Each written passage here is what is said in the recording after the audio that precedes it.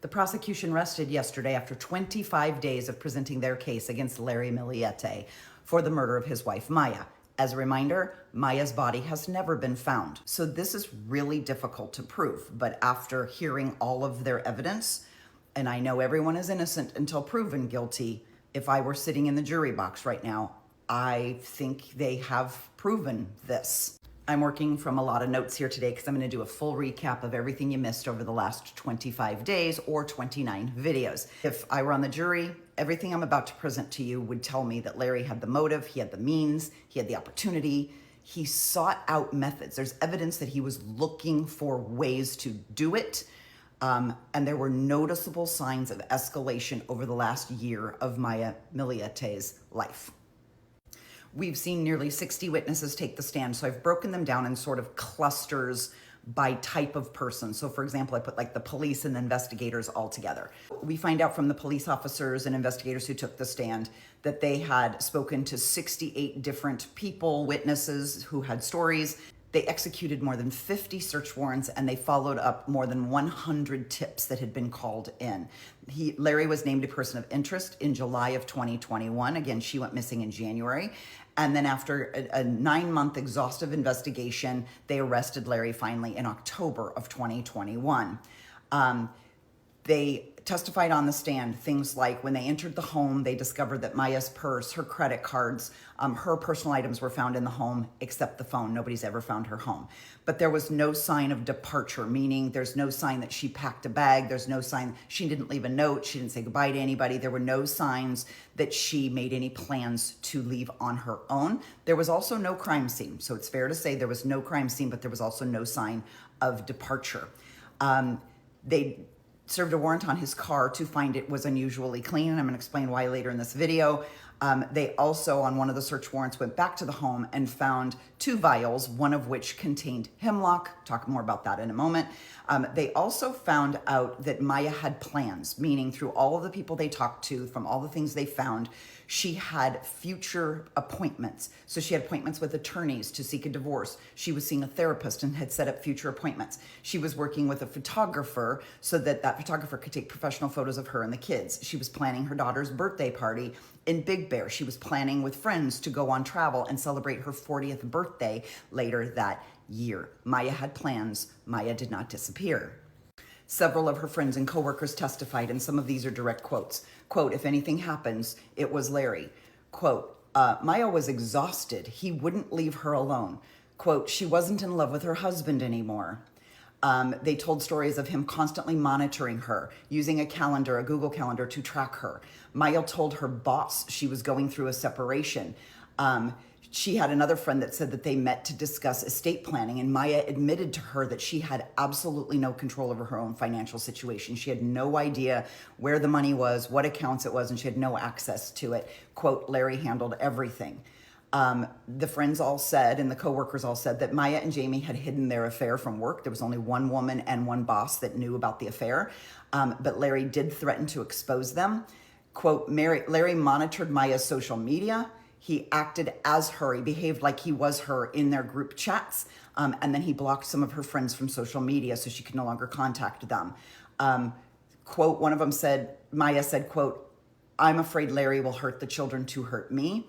Larry's boss took the stand, and we found out that he deleted text messages that Larry had sent to him on January 5th, January 6th, January 7th, leading up to Maya's disappearance. And then Maya's family took the stand. So it was her dad, 2 of her sisters, 2 of her brothers, 1 brother-in-law, 1 sister-in-law.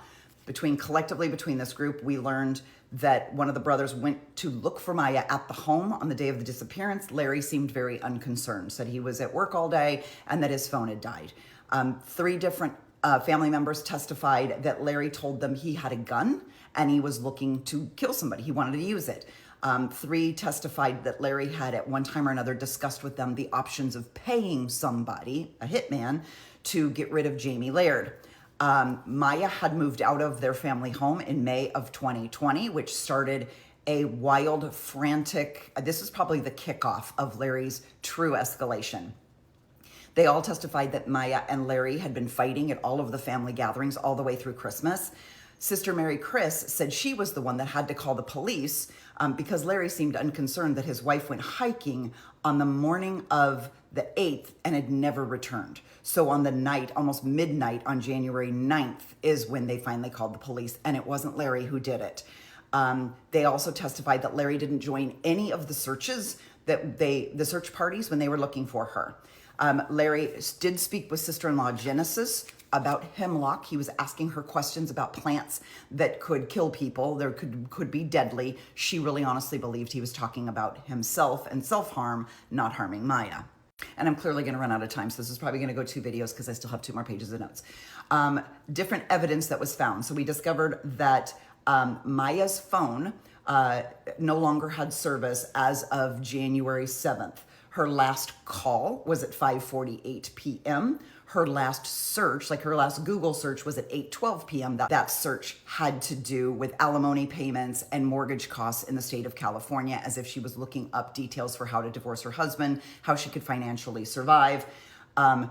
There were later discovered to be an audio surveillance of a neighbor's surveillance camera that picked up sounds, what sounded like gunshots after 10 p.m. that same night. Maya's phone is turned off at 1:25 a.m. and is never ever turned back on, and is never ever recovered.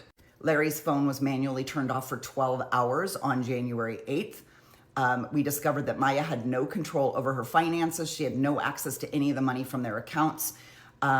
Larry was spending their savings on crypto coin.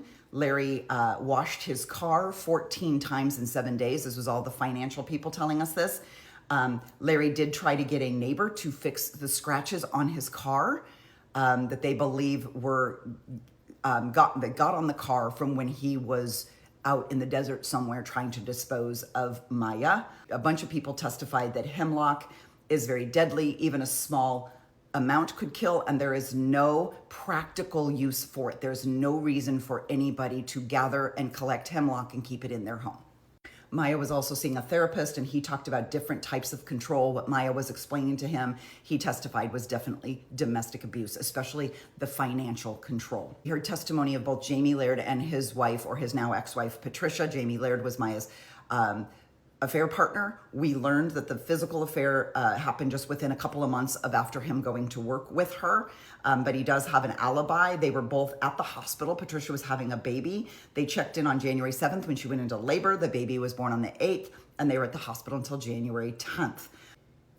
In June of 2020, Jamie and Maya were caught by Larry because Larry had been tracking Maya's movements.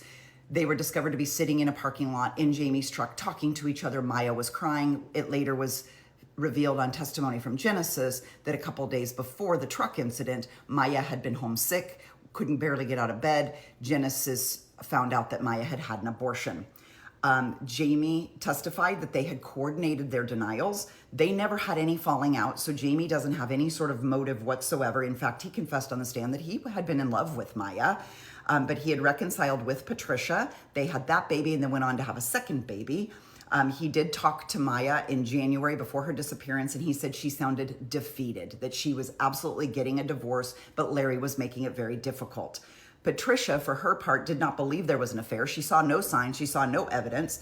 And when she finally called Maya to ask about the affair, Maya denied it, but said that Larry was acting crazy, and Patricia offered Maya police support.